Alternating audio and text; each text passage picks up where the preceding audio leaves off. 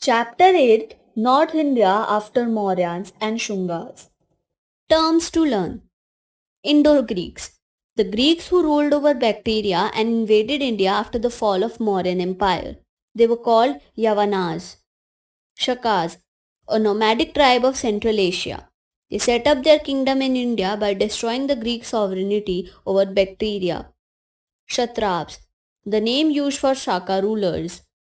Kushanas, a nomadic tribe, a branch of Yechi tribe of Chinese Turkestan. Bodhisattvas, the Buddhist monks who were supposed to have attained enlightenment and worshipped by the followers of Mahayana's sect of Buddhism. Silk Route, the famous trade route starting from China and passing through Central Asia, Afghanistan and West Asia.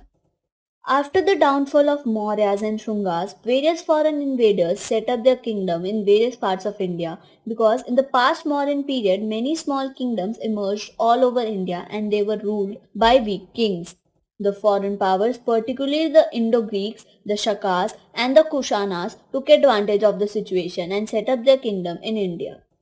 Indo-Greeks.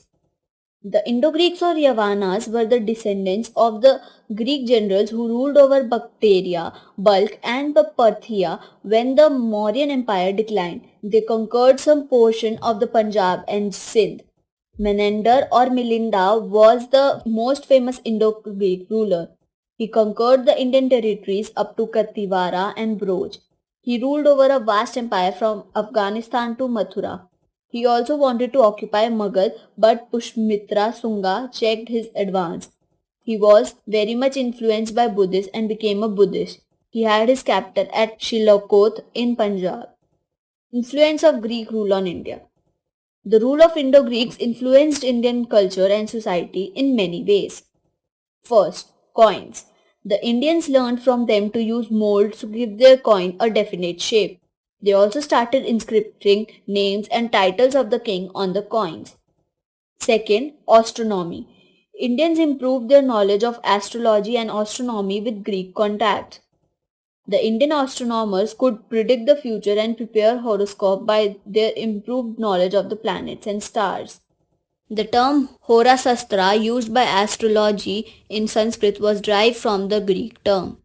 Third, medicine. The Greek or Unani system of medicine was introduced by them. This system is still used in India. Fourth, art and sculpture.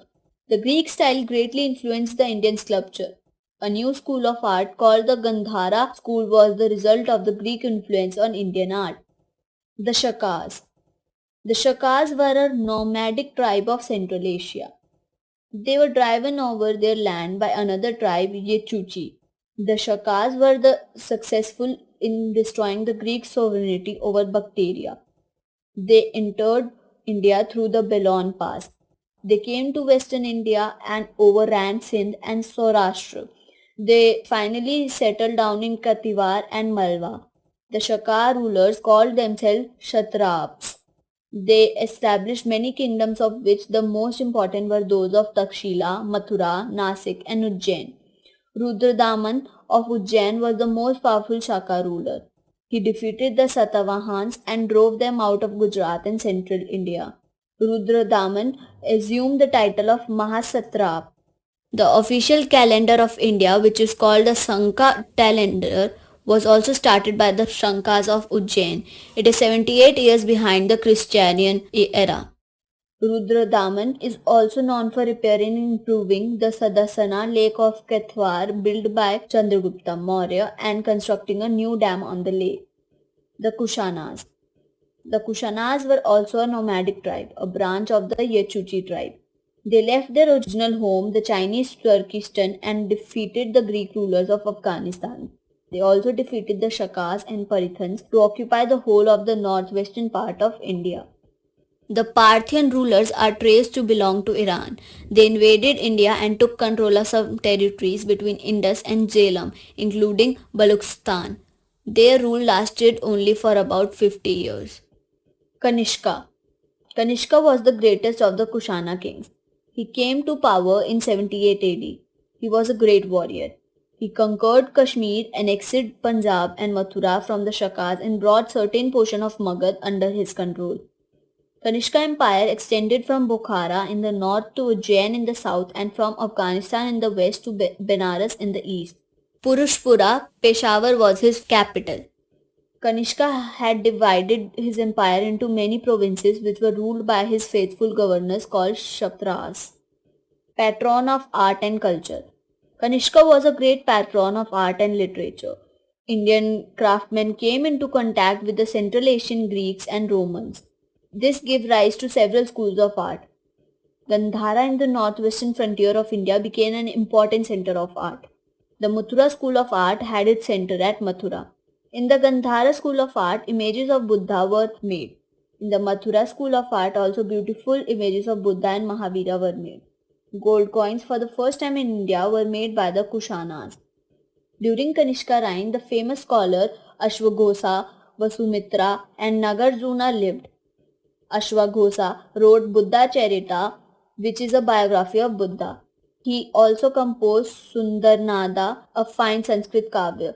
Patanjali's Mahabhyasya is a great work on Sanskrit grammar after Panini. Charaka, the well-known physician and writer of medical science, lived in his court. Kanishka was a great builder. He beautified the cities of Peshawar, Mathura, and Sarnath with a number of buildings, statues, and monasteries.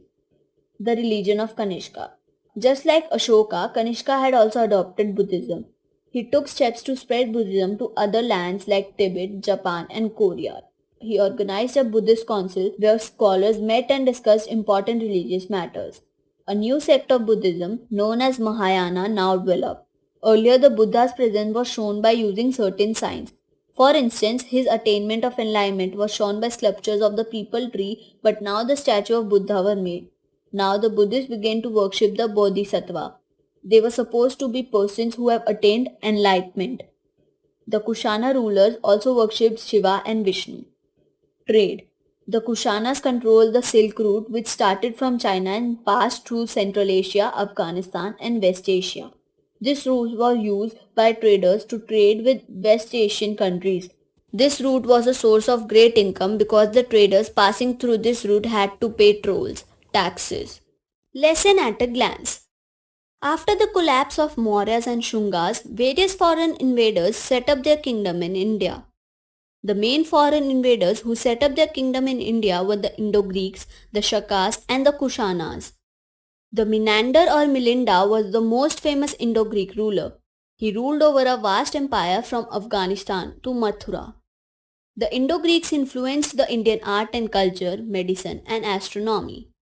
The Shukas were a nomadic tribe of Central Asia. They settled down in Kathiawar and Malwa.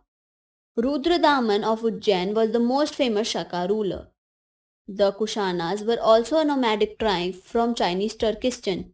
They occupied the whole northwestern part after defeating the Greeks and the Shakas. Kanishka was the greatest of the Kushana kings. His empire extended from Bukhara in the north to Ujjain in the south and from Afghanistan in the west to Benares in the east. He was a great patron of art and literature. He became a Buddhist and spread Buddhism to other lands like Tibet, Japan, and Korea. A new sect of Buddhism, Mahayana, developed in his reign.